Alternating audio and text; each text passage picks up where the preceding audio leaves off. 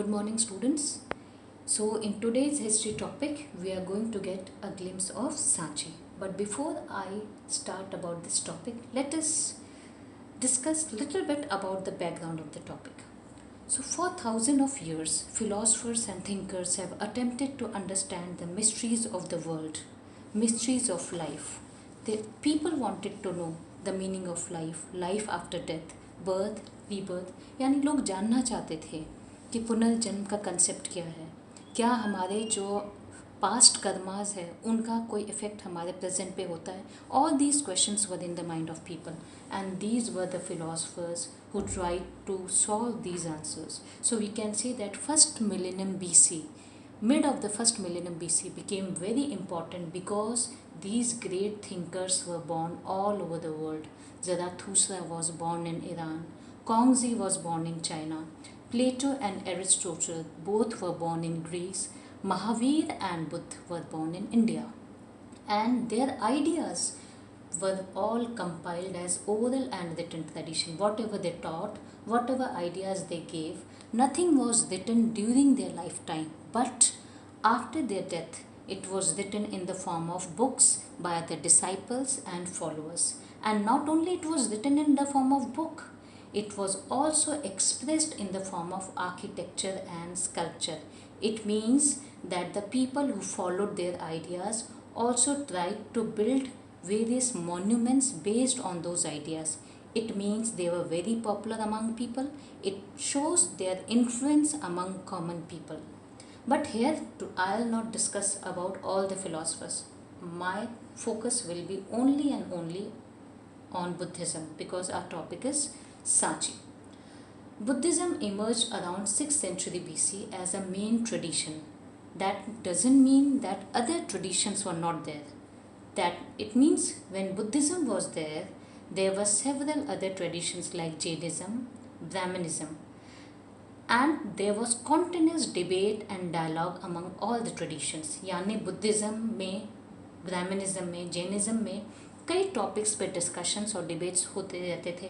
कई टॉपिक्स इनके एक दूसरे से इनके व्यूज़ मैच होते थे. कई बार इनमें आपस में बहुत सारी चीज़ों को लेके डिफरेंसेस होते थे. But this is how society evolved. But the question comes, how do we know about this world of ideas?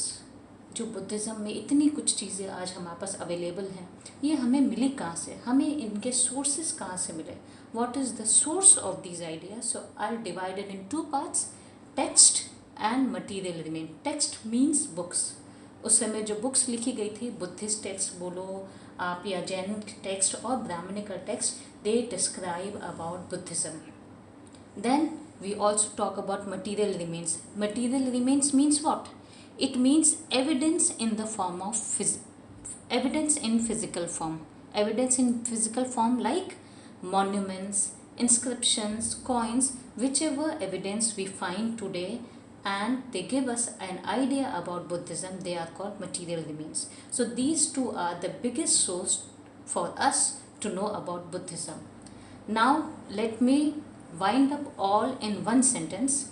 The ideas given by philosophers were compiled in text and same ideas were expressed in the form of architecture and sculpture. So your book, 4th chapter, is all about thinkers, beliefs and buildings. So these are the thinkers and their beliefs, that is their ideas, and the architecture is their buildings. Now let's come to the topic of the day, that is glimpse of Sachi. Now if I talk about Sachi, first I'll discuss the location. Where is it located? Sachi is located in Raisena district, which is 46 kilometers away from Bhopal, located in state of Madhya Pradesh. Then second question, which is very important question, who built Sachi and when? Sachi was built in 3rd century BC by the great modern king Ashoka. Then if I talk about the structure of Sachi, that means how does it look like? दिखता कैसा है ये? It is dome shaped building, जिसे आप बोल सकते हो गुंबद.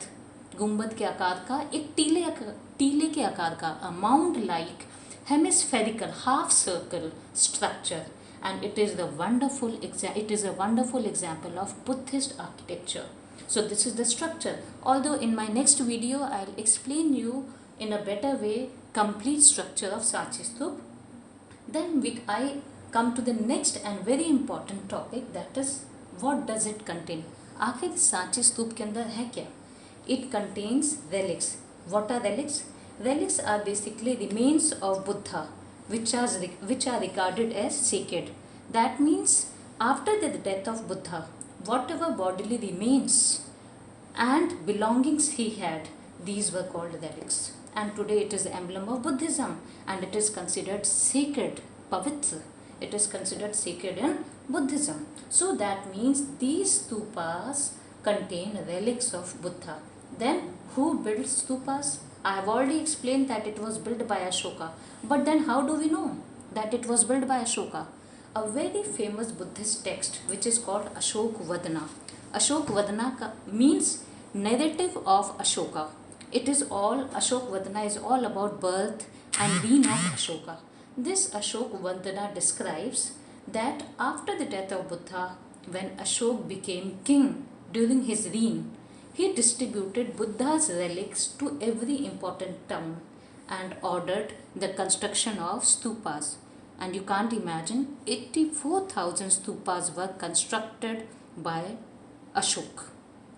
And not only this, all the stupas which were constructed during the time of Ashoka, most of them had the memory of Buddhism. But it is said that the relics were distributed at 8 places only. And because of the beautiful sculpture, beautiful structure, this Sachi Stup became a UNESCO World Heritage Site. It was declared by UNESCO World Heritage Site in 1988, and it also became an important Buddhist pilgrimage center. So in my next video, I will be explaining you about the proper structure of stupa, Sachi Stup. Till now, stay safe, keep learning and revising. Thank you.